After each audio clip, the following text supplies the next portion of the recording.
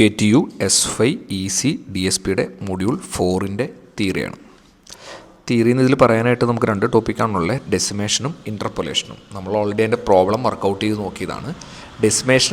നമ്മൾ ഡെസിമേഷനും ഇൻ്റർപൊലേഷനും ഉപയോഗിക്കുന്നത് സിഗ്നലിൻ്റെ sampling റേറ്റിനെ change വരുത്താൻ വേണ്ടിയിട്ടാണ്. നമുക്ക് സാമ്പിളിംഗ് റേറ്റ് കൂട്ടാനും കുറയ്ക്കാനും പറ്റും. കുറയ്ക്കാൻ വേണ്ടിയിട്ടാണ് നമ്മൾ ഡെസിമേഷൻ ഉപയോഗിക്കുക, കൂട്ടാൻ വേണ്ടിയിട്ടാണ് നമ്മൾ ഇൻ്റർപൊലേഷൻ ഉപയോഗിക്കുക. ഇതിൻ്റെ ഒരു പ്രോബ്ലമാറ്റിക് എക്സാമ്പിൾ ഓൾറെഡി നമ്മൾ ക്ലാസ്സിൽ ഡിസ്കസ് ചെയ്തതാണ്. ഞാനതിൻ്റെ സ്പെക്ട്രമാണ് ഇതിൽ വരച്ചേക്കണേ. ഒന്ന് ഡെസിമേഷൻ്റെയും പിന്നീട് ഇൻ്റർപൊലേഷൻ്റെയും. ഓക്കെ, നമ്മൾ സ്പെക്ട്രം വരച്ച കണ്ടോ, ഓരോന്ന് ഗ്യാപ്പായിട്ട് കിട്ടിയേക്കുന്നതെല്ലാം നമുക്ക് ഔട്ട്പുട്ടിൽ തിരിച്ച് ഇൻപുട്ടിന് റീകൺസ്ട്രക്റ്റ് ചെയ്യുന്നത് കാണിക്കാൻ വേണ്ടിയിട്ടാണ്.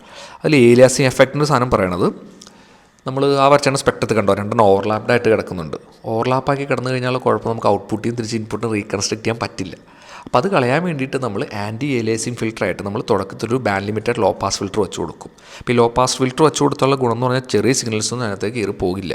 അപ്പോൾ നമുക്ക് ഓവർലാപ്പിംഗ് പ്രൊസീജിയർ ഒഴിവാക്കാൻ പറ്റും.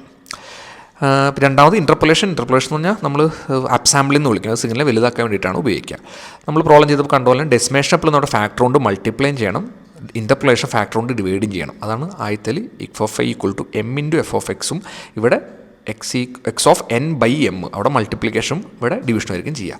ഇതിലും ആൻറ്റി ഏലിയാസിങ് ഫിൽറ്ററായിട്ട് നമ്മൾ ഉപയോഗിക്കുന്നത് ഒരു ലോ പാസ് ഫിൽറ്റർ തന്നെയാണ്. അപ്പോൾ തീരായിട്ട് എഴുതാൻ ചോദിച്ചാൽ നിങ്ങൾ ഇത് എഴുതണം. നോർമലി എക്സാമിന് കൂടുതൽ പ്രോബ്ലമാണ് ചോദിക്കുക.